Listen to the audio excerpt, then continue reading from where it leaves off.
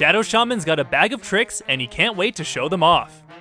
After immobilizing his victims, he'll shock them all by taking down their towers in a flash. The spirits move me, and they want you to hear the history of Shadow Shaman.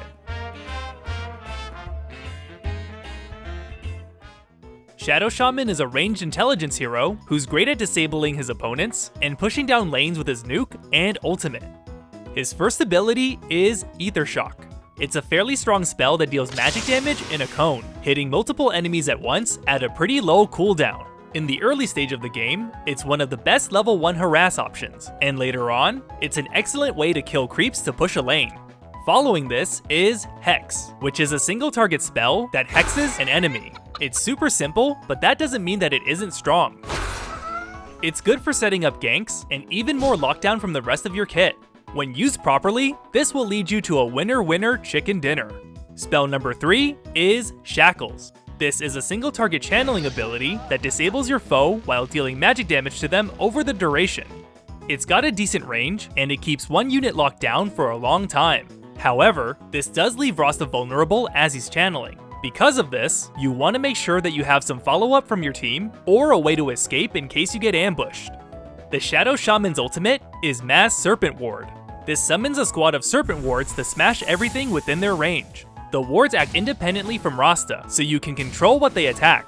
They are also magic immune, but die rather quickly to hero attacks, so you'll need to be smart about where you place them, otherwise you'll just be giving the enemy free gold. Mostly used as a way to tear down buildings, the serpent wards can also devastate in a teamfight, even more so when they all focus on a single target that you've locked down with your other spells. Definitely a good choice overall, Shadow Shaman can lead your team to a decisive victory with his high utility and pushing capabilities. And if you're a fan of good overall choices, might I suggest subscribing to my channel. It's been my goal to hit 100,000 subscribers for the longest time, but more than half of my viewers aren't currently subbed, so please do so if you haven't. And I'm sure my good friend Rhasta will subscribe too, won't ya? As you wish. Good looking out. Anyway, thanks. Now back to the show. Shadow Shaman made his first appearance way back in the beginning, debuting as part of the original cast of Dota Allstars in early 2004. He's based on Rhasta the Shadow Hunter, using both the model as well as the voice lines from the character. The hero's name is likely based on the word Rhasta, which is short for Rastafarian, a person who subscribes to the Rastafari way of life that developed in Jamaica. This hero, as well as most trolls from the Warcraft universe, speak in a stereotypical Jamaican accent, and some of his voice lines reference reggae music. Pretty on the nose, don't you think? It's like if we were to name Lich Chili McFreeze, or Luna was called Highland Her. But I digress. You can judge the voice responses for yourself. Don't worry, be happy. Taz Dingo, I hear you, man. What do you mean, what kind of accent is this? It's a troll accent. I swear, Jamaica me crazy. You may recognize one of those lines as being quoted from Base Hunter's Dota song, and it bears the distinction of being the first line sampled. I hear you, man. Shadow Shaman's gone through a few lore descriptions, and even with the various revisions, I still think they could use some work. His very first description in 0.60 calls him a ranged hero, which is somehow both correct and wrong at the same time. It's like if someone came up and asked me if I'm part Vietnamese and part Asian. Like, I guess. This was updated soon after in 4.0 Beta 6, where he's called a ranged hero, adept at keeping enemies immobilized. This was once again altered slightly in 5.56, where he's called a ranged hero, adept with inhibiting magics, and is a powerful hero slayer. Rhasta's first proper lore would come in 6.17, which was written by a user named Aki Esu. Here it is. Once a gifted troll witch doctor, young Rhasta was well versed with the secrets of voodoo magic. When the war between the Sentinels and the Scourge began, Rhasta, then a Shadow Hunter, offered his allegiance to the Sentinels to vanquish the Scourge once and for all. While he was gifted as a witch doctor, Rhasta is a genius as a Shadow Hunter, exceeding his master by mastering the art of summoning multiple serpent wards, binding enemies for a short time, and casting elemental lightning to several units. This story's alright. I just wish it gave some reason as to why his title is Shadow Shaman, instead of referring to Shadow Hunters. Although Rhasta was in Dota Allstars from the beginning, we should start with the Shadow Hunter hero units from Warcraft 3. two of their spells will be a vital part of Rhasta's future, namely Hex and Serpent Ward. Shadow Shaman's first appearance within the Dota brand would be in Dota TFT by Yule. His spells here are Chain Lightning, a magic damage nuke that jumps between enemies, Rejuvenation Totem, which is a lot like Juggernaut's Healing Ward, except it's immobile, Curse, which causes an enemy to have a chance to miss auto attacks, and Serpent Array, which is a renamed Mass Serpent Ward. In the transfer to Dota Allstars, Shadow Shaman would have a slight update, changing Chain Lightning to Forked Lightning, Hex being renamed to Voodoo, an entirely new spell in Shackles, although this version doesn't deal damage per second, and his ultimate was renamed to Mass Serpent Ward. And just a quick note, the wards are all placed next to each other, rather than leaving a hole in the middle like we have now. Despite the minor differences in the skills' names, you'll notice that his spells here, way back in 2004, are the same as what he has now. That means Rhasta's core gameplay hasn't changed for over 15 years. And not only is that amazing to think about, it also means that I have to do a lot less research. So bless the brilliant soul that came up with a skill set. And just to clarify, the skills have been tweaked in terms of numbers, so think cast range, mana cost, damage, cooldown, that sort of thing. But they all fundamentally act the same way. That's not to say that there isn't anything to talk about though. For example, Mass Serpent Wards initially had a cooldown of 80 seconds, but it would get changed every now and again, with 5.31 reducing it down to 30 seconds at max level. The spell had a 40-second duration at the time, meaning that it had a 133% uptime. Of course, it would keep getting tweaked over the years, settling at a 2-minute cooldown nowadays. But the point still stands. It was nuts. In 5.40, Shadow Shaman received his first Aghanim Scepter upgrade, increasing the amount of Serpent Wards from 8 to 12. A couple of other patches moving forward would increase his ultimate's cast range and reduce its cooldown, although these upgrades would be removed in the long run. In version 6.20, Shackles would start dealing 40 damage per second to the target, which I personally enjoy since his overall damage output would be kind of low without it. In 6.64, Forked Lightning was renamed to Ether Shock, and it came with a fancy new icon. However, I couldn't find a reasoning behind the name change, since the only other instance of the spell was on Razor, but he dropped it back in 2.60. Probably just a way to make Dota more unique from the base Warcraft 3 game.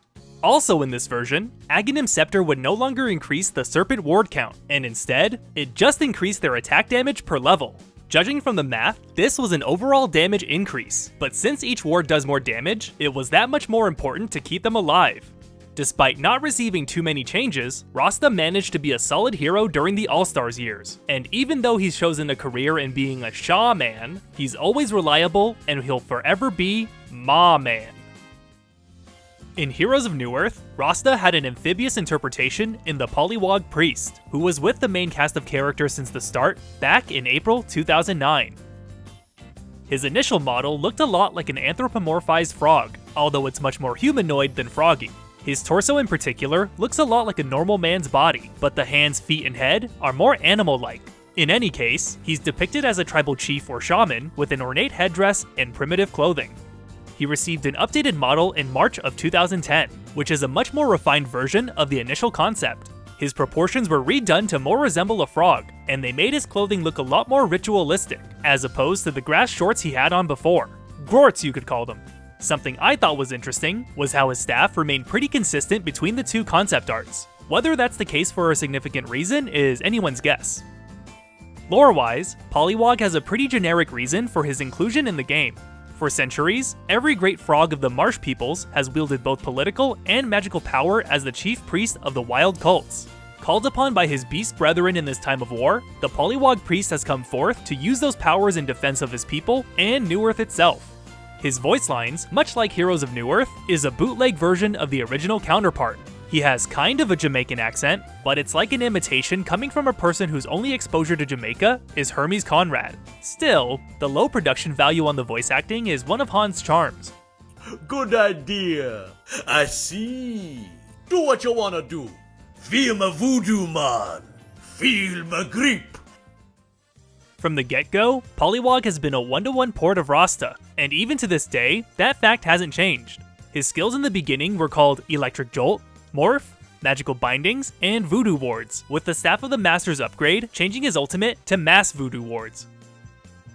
Specifically with magical bindings, they used to have a visual effect similar to shackles, where Poliwag would use magic to keep an enemy still. But when he received his visual update, the ability was renamed to Tongue-Tied, and he would instead use his tongue to keep a target bound. It's a fun flavor change that we don't get to see all too often, and I can confirm personally that this caused much more rage than the original magical bindings. Looking back, Poliwag Priest didn't really do anything different from Rhasta. It was just the Newerth game engine that made him a lot more fun in my opinion. There's basically no cast time in the game, so he feels a lot more rapid fire and smoother than Shadow Shaman does even now. Not only that, but Gnome's Wisdom in the early years of Newerth was an amazing support item that provided great mana regen and could keep Poliwag shielded while he kept someone bound. There hasn't been much else going on for the terrifying teal toad, but nothing can take away the memories I've had while playing him, even if Newerth one day ends up croaking. Shadow Shaman entered the battleground of Dota 2 during the first international tournament in August 2011. His appearance here, and in fact all of the troll heroes, take a lot of inspiration from the trolls of Warcraft 3, in the sense that they have brightly colored skin, pointy noses and ears, large teeth, and depending on the region, they all have a distinct accent. For Rhasta, there's a lot of notable differences from his Dota Allstars model, including his yellow skin, weapons, posture, and his clothing looking a lot less ceremonial. That's not to say that this is a downgrade. I think he looks really unique among the other troll heroes, and both his color scheme and animations really stick out. Interestingly enough, there isn't a lot of concept art of the hero out there, and the one that I did find seems to be the direction they went with, so there isn't much to say there. His ability icons are similarly pretty close to the final product, but it's always nice to have an excuse to throw these silly guys up on screen.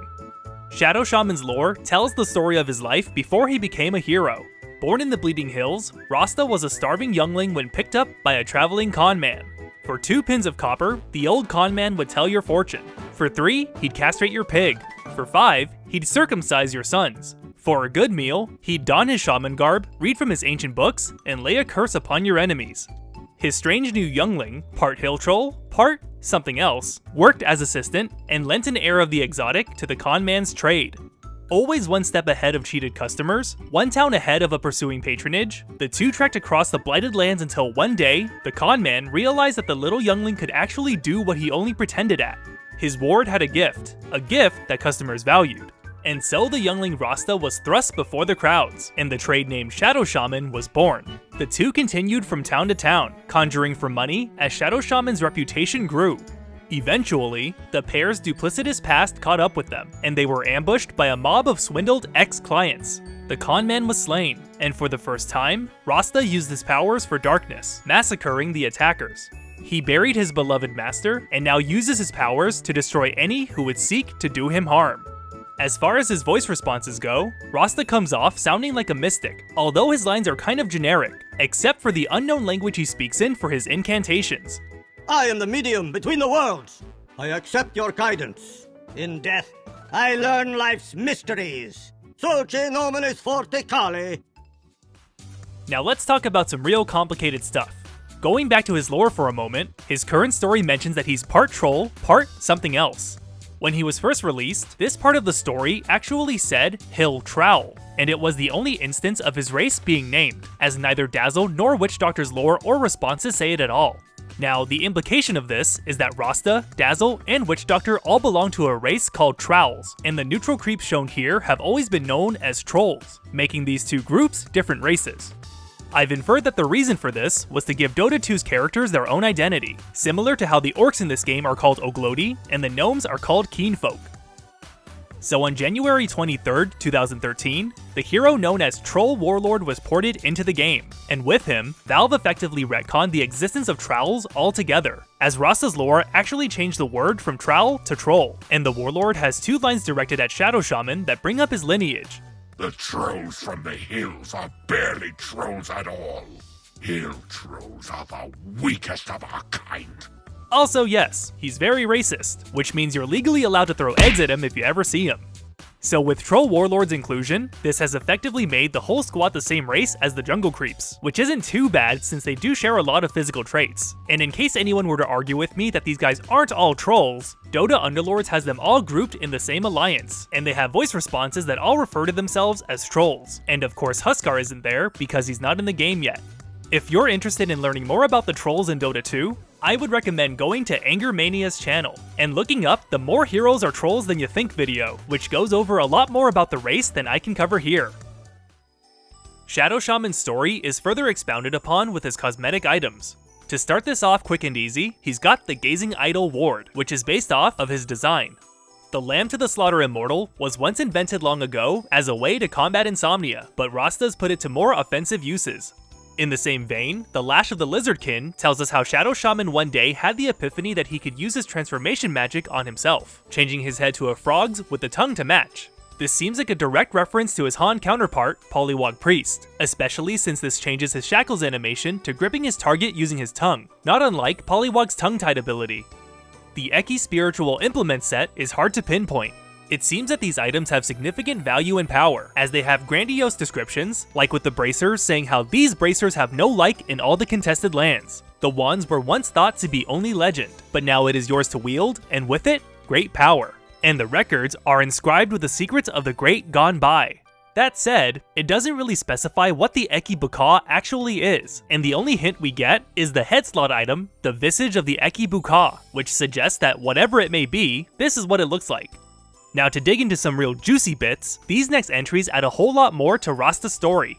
It seems like the Censor of Gliss Immortal is the next step following Shaman's lore. When the mobs in pursuit at last grew too large to justify slaughter, and word of his frequent reprisals had attracted powerful foes, Rhasta ventured deep into the earth, guided by something he could not name. There he was met by a serpent priest named Gliss, who raised his decanter to strike him, and in this moment, Rhasta vowed to retreat no more. This is a nice bit of character development, and I think it justifies his participation in the War of the Ancients, as opposed to simply being a traveling conman. Now, the Mysterious Vagabond set might be the most lore-dense collection of items there is in the game, so get ready. The bundle explains how Rhasta went on continuing his business venture after the passing of his master. It tells us that in the final years of the Sordid Era, after 13 seasons of drought, shamanic ways fell into disrepute, with all the itinerant mages blamed for failing crops and disease. In order to continue his travels, Rhasta was forced to adopt a new appearance. While still offering many of the same services, during the end of this era, he disclaimed all knowledge of shamanism, and professed only the knowledge that any vagabond might acquire along the road, and practice, in a strictly non-professional sense, for a few coins. Thus, he survived into the next era, when many another was separated from their hide, and stretched out along the roads as a warning to the next shaman who might happen along. The descriptions of the items within the set also reveal a lot about Rhasta's master, as well as their dynamic. The hat quotes his old master directly, stating, "A shaman must take good care of his skin," Rhasta's master instructed. "Therefore, always wear a hat to keep off the sun, and no less the evil influence of the moon." And then the old man always broke into laughter. And if you believe that, I have a bag of herbs here that will confer infinite wealth and immortality.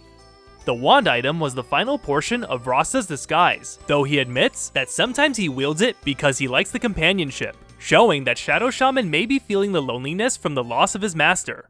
Finally, the pack quotes the old master again. "Be clear for what you are about, for these simple village folk read menace and evil intent into poor communication." Therefore, Rhasta created a simple visual menu of the services he offers and wears it in plain sight.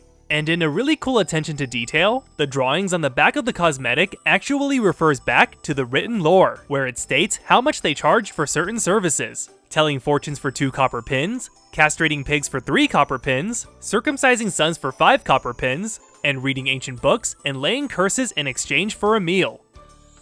This one really blew me away because there's no way anyone would be able to see this in-game, but the creator Kremri went out of their way to include it. Not only is this kind of storytelling the best way to immerse the audience and expand the lore, this set as a whole added a lot to the Shadow Shaman character, and I think this is something that a lot of other cosmetics lack. Just bravo. Good writing always brings a tear to my eye. Although Shadow Shaman doesn't appear in Artifact as of yet, he is featured in Dota Underlords as a Tier 3 hero, where he's part of both the Troll and Summoner alliances. The voice lines in this game add some more depth to his relationships, and his primary motivation here seems to be avenging Mama Eve, the previous Underlord of Whitespire. Mama Eve deserves a strong successor. I will avenge Mama Eve. Dazzle has some interactions with Shadow Shaman as well, and my take is that he views Rhasta as either a friendly or hostile rival depending on which side of the board he's on. Shadow Shaman, our fates are intertwined. Follow my lead, Shadow Shaman. I will show you true power. You're nothing more than a petty huckster, Shadow Shaman. Shadow Shaman, please. You are a charlatan, nothing more. And in a revealing line by Hobgen, it seems that both Shadow Shaman and Witch Doctor are working for the Arsonist. Witch Doctor and Shadow Shaman think because Eve is gone that they can run any grift they want. I need to put them in line. It's nice to have Shadow Shaman and Witch Doctor back on the payroll. Things go much smoother when everyone knows their place. Before getting into the changelogs, I just want to note that in Dota 2, Voodoo was renamed to Hex. Why, I'm not sure, but there you go. Now, I consider the first major change in this era to occur in 6.72, where Ether Shock's damage and number of targets was changed. Although it's an overall damage nerf at level 1, the fact that it can zap a single target for 140 damage made it a whole lot better at harassing during the laning stage, which is much better contextually. In 6.79, Mass Serpent Ward's total number of wards increased from 8 to 10, and the wards are now placed so that the center of the formation is empty, kind of like a square. This change makes Rhasta's ultimate act like a soft form of crowd control, allowing you to trap an enemy in the wards, even though they can get out through various means. In 6.84, an indirect nerf to Hex directly affected Shadow Shaman, as Hex, the status ailment, no longer applied Break to its target. This mostly affected heroes with strong defensive passives like Phantom Assassin or Bristleback, and it simply took away a unique trait of the spell, which made Rhasta's kit weaker in the end. In 6.87, Mass Serpent Ward's splash mechanic was reworked to deal a static 75% splash in a radius, instead of the wacky splash zones that it had before. In 7.00, the splash on his ultimate was taken away entirely, but the attack damage per ward was increased to make up for it. This patch also changed up his Aghanim's upgrade, which no longer increases the ward's attack damage, and now increases their attack range and allows them to attack 2 units at a time. I like this one a lot for its ability to take down the enemy base, but it also gained a lot more usefulness in a teamfight setting. The longer range keeps the ward safe, and being able to attack 2 units at a time effectively doubles its damage potential. His talents were also introduced here, and the only interesting ones to note are both at level 25, with the Shackles duration being able to keep someone locked down for an infuriating amount of time, and the extra health into Serpent Wards, making them surprisingly annoying to take down. But getting these at level 25 made them fairly useless unless you were playing Turbo Mode. In 7.03, his base attack damage was increased, and it was buffed once again in 7.06, with his total starting attack damage ending up between 71 to 78. This was a massive pair of changes that made Rhasta's auto attacks really sting in the early game, and it allowed him to secure denies much better than most heroes. Combined with Ether Shock's huge level 1 damage, it's inadvisable to ever try and trade with Shadow Shaman, unless you're covered head to toe in anti-beatdown spray. In 7.07, Hex could no longer be dispelled, a really important change that made this form of CC much scarier. It's specifically really strong against Slark, who can no longer Dark Pact out of it, but in general, it gives a reason as to why you'd want to get someone with a Hex instead of something more common like a stun. His talents were revamped as well, moving the aforementioned level 25 talents to level 20, which is nice, but the new level 15 ones are a solid power spike for him. In 7.20, Hex is now dispelled by Strong Dispels, which is more of a buff to Abaddon and Legion Commander if anything. Mass Serpent Wards also now spawn in a circular formation instead of a square, making it easier to surround towers. Last on the list, in 7.28, Shadow Shaman received an Aghanim Shard upgrade, which increases Shackle's cast range and causes it to summon 4 Serpent Wards around the target for a short time. This is one of the better shard upgrades in my opinion, as it massively increases his damage output, and it condenses his classic combo into an item that doesn't waste his ultimate's cooldown. In extra cheesy situations, you can shackle an enemy just to use the wards on their buildings. But let's be real here, the massive range keeps you super safe, and the wards make it much harder for your victims to escape. With a strong assortment of disables, and an ultimate that can lay waste to an entire enemy squad, it's no wonder why Shadow Shaman's kit hasn't changed in all this time. With some practice on the hero, and a nicely timed blink, you'll be able to turn your enemies into chickens in more ways than one. Thank you for tuning in, and don't forget to subscribe. I want that dang YouTube plaque. Last time I asked, how would you add to Anti-Mage's lore and skills to make him the best version of himself? Bump B suggested to make his skills cost 0 mana, because mana is for baby mages. Well put, magic is dumb. Papa Steel and KJMT suggested making him the Batman of Dota 2, complete with a tragic backstory and an arcana that turns him into Zenyatta. Sure, let's make Lich Mr. Freeze while we're at it. And Get Lee Din Tea says, "My bijo est moi bit ang la Vietnam ai." Excuse you, I think you meant to say, Tung Dep Jai. If you'd like to be featured here, be sure to find my pinned post in the comments section and reply. In the meantime, just want to thank my top Patreon contributors, ePointman and Simon Yakushev, as well as the rest of my $5 patrons seen here. You should follow me on Twitter, Instagram, and Twitch. And always remember to season your chicken well before cooking it. See you soon!